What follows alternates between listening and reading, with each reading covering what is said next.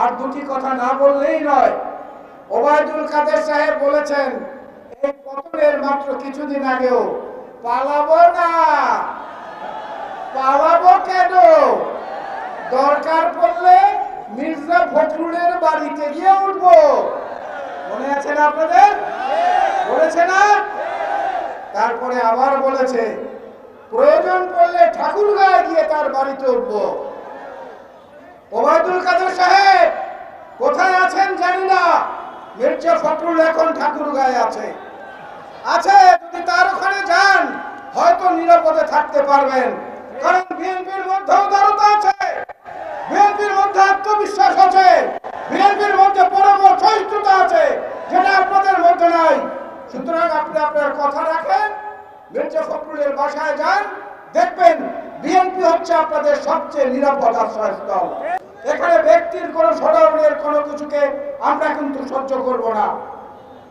দ্বিতীয় বক্তব্য হচ্ছে আওয়ামী লীগের অনেক নেতারা বিভিন্ন সময় বক্তব্যে বলেছেন আওয়ামী লীগ ক্ষমতার থেকে সরে গেলে একদিনে নাকি 5 লক্ষ মানুষ নিহত হবে। আওয়ামী লীগের 5 জন মানুষও সারা বাংলাদেশে নিহত হয় নাই। গত 5 তারিখ থেকে আজকে 14 তারিখ 10 দিন 5 জন মানুষ আওয়ামী লীগের মরে নাই। বরং সেনাপ্রধান বলেছেন তাদেরকে নিরাপদে আশ্রয় দেওয়া হয়েছে, কারণ তাদের জীবনহানির আশঙ্কা ছিল। আমরা আপনাদের প্রত্যেকটি কথা রেখেছি। আমরা এই জন্য বর্তমান সরকারকেও বলবো আপনাদেরও প্রত্যেকটি কথা রাখতে হবে। আমাদের এই মঞ্চ থেকে আমরা স্যালুট জানাই, অভিনন্দন জানাই বৈষম্য বিরোধী আন্দোলনের নেতৃত্ব দানকারী সেই ছাত্র সমাজকে।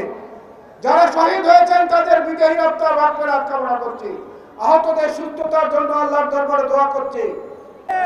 আমি আমার বক্তব্য বাড়াবো না বন্ধুরা, সামনে অনেক দায়িত্ব, অনেক কাজ, অনেক বেশি সজাগ থাকার প্রয়োজন। দেশনেত্রী বেগম খালেদা জিয়া এবং তারেক রহমানের নির্দেশনার বাইরে অতি উৎসাহী হয়ে কেউ কিছু করবেন না।